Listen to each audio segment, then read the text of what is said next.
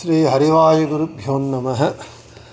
శ్రీమదానందతీర్థ భగవత్పాదాచార్య గురుభ్యో నమః. శ్రీ జగన్నాథదాస గురుభ్యో నమః.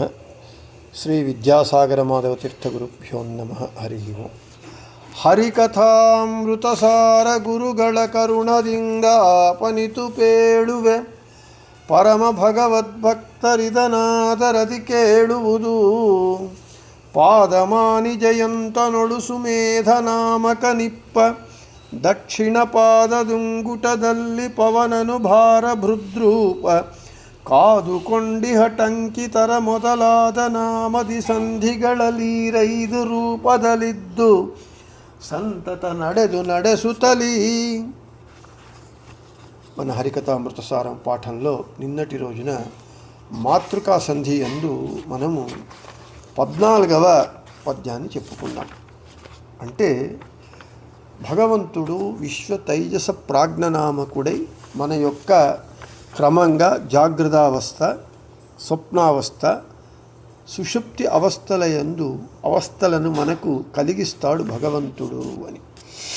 ఈరోజు 15వ పద్యంలో మన దేహంలో ఉన్నటువంటి నోటి యందున్నటువంటి నాలుక, కొండ నాలుక, తరువాత మన ముఖంలో ఉన్నటువంటి భాగములందు ఏ ఏ అభిమాని దేవతలున్నారు, వాటి యందు అంతర్యామి అయి ఏ ఏ భగవద్రూపములు ఉన్నాయి అనేటటువంటి విషయాన్ని మనకు జగన్నాథదాసుల వారు తెలియజేస్తూ ఉన్నారు. నాలిగయొళిహ వరుణ మత్స్య అణు నాలిగయొಳು ఉపేంద్రరింద్రరు తాలు పర్జన్యాఖ్య సూర్యను అర్ధగర్భనిహ ఆలియొಳು వామన ಸುಭಾಮನ ಫಾಲದೊಳು ಶಿವಕೇಶವನು ಸುಕಪೋಲದೊಳಗೆ ರತೀಶ ಕಾಮನು ಅಲ್ಲಿ ಪ್ರದ್ಯುಮ್ನ. ಪದಚ್ಛೇದಮು.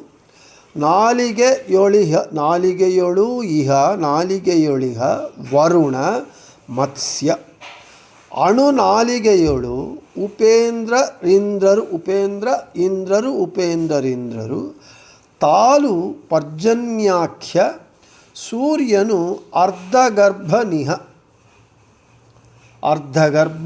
ಇಹ ಅರ್ಧಗರ್ಭನಿಹ ಆಲಿಯೊಳು ವಾಮನ ಸುಭಾಮನ ಫಾಲದೊಳು ಶಿವಕೇಶವನು ಸುಕಪೋಲದೊಳಗೆ ರತೀಶ ಕಾಮನು ಅಲ್ಲಿ ಪ್ರದ್ಯುಮ್ನ. ఇక ప్రతిపదార్థం. నాలుకయందు వరుణ, జలాభిమాని అయినటువంటి వరుణుని అంతర్యామి అయి మత్స్యరూపి భగవంతుడు ఇహ ఉన్నారు. అణునాలిగయుడు, మనం కొండనాలుక అని మన నోటిలో లోపల ఈ గొంతు దగ్గర ఉన్న ఆ కొండనాలుక యందు మనోభిమాని అయినటువంటి ఇంద్రుడు, ఇంద్రాంతర్గతుడై ఉపేంద్రనామక భగవంతుడు ఉన్నారు. తాలు అంటే మన గొంతు ప్రదేశంలో కంఠ ప్రదేశమునందు పర్జన్యాఖ్య సూర్యను అంటే పర్జన్య అనేటటువంటి పేరు కలిగినటువంటి సూర్యుడు, అతని యందు అర్ధగర్భ అనేటటువంటి భగవంతుడు ఇహ ఉన్నారు. ఆలియుడు అంటే మన కంటి యొక్క లోపలి భాగమునందు సుభామ అని పిలువబడేటటువంటి అభిమాని దేవత, ఆ సుభామ దేవత అంతర్యామి అయి వామన రూపి భగవంతుడు ఉన్నారు. ఫాలదుడు, మన ఫాలభాగంలో శివ మహారుద్రుల వారు, ఆ రుద్రుల వారి అంతర్యామి అయి కేశవనామక భగవంతుడు ఉన్నారు. సుకపోలదొళగే అంటే మన ముఖంలో ఉన్నటువంటి రెండు ఈ చెంపల యందు, కపోలముల యందు రతీపతి అయినటువంటి కాముడు అంటే మన్మథుడు, అక్కడ ఆయన అంతర్యామి అయి ప్రద్యుమ్న నామక భగవంతుడు ఉన్నాడు అని చెబుతున్నారు. ఇక తాత్పర్యం. మన నాలుక యందు వరుణుడు, జలాభిమాని అయినటువంటి వరుణుడు, అతని అంతర్యామి అయి మత్స్యరూపి భగవంతుడున్నాడు. కొండనాలుక యందు మనోభిమాని అయినటువంటి ఇంద్రుడు, ఇంద్రాంతర్గతుడై ఉపేంద్ర రూపి భగవంతుడున్నాడు. కంఠప్రదేశమునందు పర్జన్యాఖ్య సూర్యుడు, ఆయన అంతర్యామి అర్ధగర్భ నామక భగవంతుడు ఉన్నాడు. మన కంటి లోపలి భాగంలో సుభామన అనేటటువంటి దేవత, ఆ దేవతాంతర్యామి అయి వామన రూపి భగవంతుడున్నాడు. మన పాలభాగంలో రుద్రుల వారు రుద్రాంతర్గతుడై కేశవనామక భగవంతుడున్నాడు. మన రెండు కపోలముల యందు రతీపతి అయినటువంటి మన్మథుడు, ఆ మన్మథ అంతర్యామి అయి ప్రద్యుమ్న రూపి భగవంతుడు ఉన్నాడు. ఈ విధంగా మన నాలుక మన ముఖంలో ఉన్నటువంటి ఆయా భాగములందు ఆయా దేవతలు, ఆయా అంతర్యామి అయి భగవంతుడు ఉన్నాడు. మన ముఖానికి ఒక రూపం కావాలి, బాగా కనబడాలి, మాట్లాడాలి అని అంటే ఇవన్నీ అవశ్యం. నాలుక లేకపోతే మనం మాట్లాడలేం. మనం అనుకుంటూ ఉన్నాము ఈ పెద్దగా కనబడే నాలుకనే మనకు మాట్లాడగలుగుతున్నాము అని. అది కాదు, అది ఆ నాలుక ఆవశ్యకమే అయినా ఆ నాలుక రుచి చూడడానికి, తినడానికి అయితే మన ఈ కొండ నాలుక అని ఉన్నది కదా, మన కంఠంలో చిన్నగా ఒక వేలాడుతూ ఉంటుంది ఒకటి, అది కొండ నాలుక అని అంటారు. ఆ కొండ నాలుకయే మనము మాట్లాడడానికి అవసరమవుతుంది. అంతేకాకుండా మనము అన్నము తిన్నప్పుడు అది సరిగ్గా ముక్కులో పోకుండా మన నోటి ద్వారా అన్నవాహిక ద్వారా అన్నము, తర్వాత నీటి వాహిక ద్వారా నీటిని లోపలికి పంపించడానికి ఆ కొండ నాలుక ఉపయోగపడుతుంది. ముఖ్యంగా మనము మాట్లాడడానికి కొండ నాలుక అవసరం. ఇక కొండ నాలుకకేనో అభిమాని దేవత వరుణుడు, వరుణాంతర్యామి అయి మత్స్యరూపి భగవంతుడు. కొండ నాలుకకేమో ఇంద్రుడు అభిమాని దేవత, ఇంద్రుని అంతర్యామి అయి ఉపేంద్రనామక భగవంతుడు.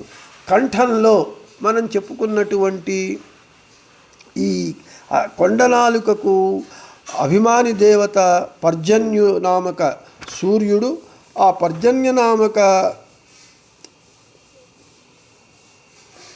కొండ నాలుక ఇంద్రుడు, ఉపేంద్రుడు. ఈ కంఠ ప్రదేశంలో పర్జన్యాఖ్య సూర్యుడు అభిమాని దేవత, ఆయన అంతర్యామి అయి మనకు అర్ధగర్భ నామక భగవంతుడు. అంటే మనము అన్నం తినడానికి, మాట్లాడడానికి ఇవన్నీ మన నాలుక, మన కొండ నాలుక లోపల పోవడానికి కంఠము, ఇవన్నీ పనిచేయాలి అని అంటే ఆయా భాగముల యొక్క అభిమాని దేవతలు ఉండాలి. వారిలో అంతర్యామి అయి ఉండి భగవంతుడు ఉండాలి. భగవంతుడు వాళ్ళను ప్రేరణ చేసి తరువాత వాళ్ళు ఈ ఇంద్రియములను, జడ పదార్థములైనటువంటి ఈ అవయవాలను వాళ్ళు ప్రేరేపిస్తే, యాక్టివేట్ చేస్తే మనం అన్నం తినడము, మాట్లాడడము మొదలైనటువంటి కార్యాలు జరుగుతాయి.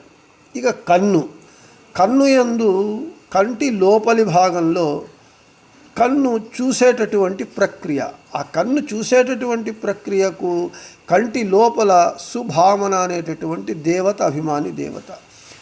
ఆ దేవతాంతర్యామి అయి వామన రూపి భగవంతుడు ఉంటే మనము చూడటము మొదలైనటువంటి చేస్తూ ఉన్నాం. ఇక పాలభాగము, ఈ ముఖంలో పాలభాగము విశాలంగా ఉండాలి. పాలభాగము దానికి మనోనియామక అధిపతి అయినటువంటి రుద్రుల వారు అభిమాని దేవత. ఆ రుద్రుల అంతర్యామి అయి కేశవనామక భగవంతుడున్నాడు. ఇక మన ముఖంలో రెండు పక్కల రెండు కపోలములు, వీటికి అభిమాని దేవత రతీపతి అయినటువంటి మన్మథుడు. ఆ మన్మథుని అంతర్యామి అయి ప్రద్యుమ్న రూపి భగవంతుడు. అంటే మన ముఖంలో, మన దేహంలో అన్నింటికంటే ముఖ్యమైనటువంటిది శిరస్సు. శిరస్సే లేనటువంటి దేహానికి ఏమీ ఉపయోగం లేదు. శిరస్సు ముఖ్యము. మనం మొదట చూచేది శిరస్సును చూస్తాము. అంతా ఉండి శిరస్సే లేకపోతే వ్యర్థము. కాబట్టి అందులోనూ మన శిరస్సే మన దేహంలో ముఖ్యమై మనకు ఒక తేజస్సును కానీ ఒక గుర్తింపును కానీ ఇవ్వాలి అని అంటే ముఖము. ఈ ముఖంలో ఉన్నటువంటి ఈ ఇంద్రియములు, ఈ భాగములు, వీటన్నింటి యందు ఆయా అభిమాని దేవతలు ఉండాలి, ఉండి భగవంతుడు ఉండాలి. వాళ్ళ యందు భగవంతుడు ఇన్ని కార్యాలను ఆ అభిమాని దేవతల ద్వారా చేయిస్తే మనము సమాజంలో గుర్తింపబడతాము. మనకు మన తలకు వెల ఉంటుంది. వీని తల దేనికి పనికిరాదు అని అంటూ ఉంటారు. నా తల తాకట్టు పెడతానంటారు. వీని తల ఎప్పుడు తాకట్టు పెడితే ప్రయోజనం వెలపడుతుంది అని అంటే దానికి వెల ఉంటే, దానికి వాల్యూ ఉంటే. ఈ శిరస్సునకు మూల్యాన్ని, వాల్యూను, తేజస్సును, ప్రభను ఇచ్చేటటువంటి వాడెవడు అని అంటే భగవంతుడు ఆయా అభిమాని దేవతల ద్వారా. కాబట్టి మన దేహంలో ఉన్నటువంటి శిరస్సునందు ఇంతమంది అభిమాని దేవతలు, ఆ అభిమాని దేవతల ద్వారా భగవంతుడు ఈ రూపములతో ఉండి మనను అనుగ్రహిస్తున్నాడు అనేటటువంటి విషయాన్ని మనము గుర్తుంచుకోవాలి. మనము మన శిరస్సు ద్వారా ఈ క్రియలను చేస్తూ ఉన్నప్పుడు ఆయా అభిమాని దేవతలను, భగవంతులను స్మరించటమే మనము వారికి చెల్లించేటటువంటి కృతజ్ఞత.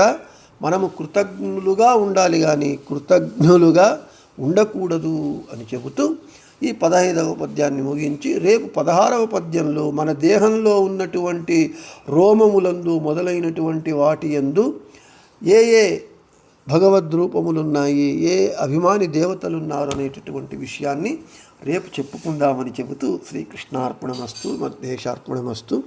అందరికీ శుభమస్తు.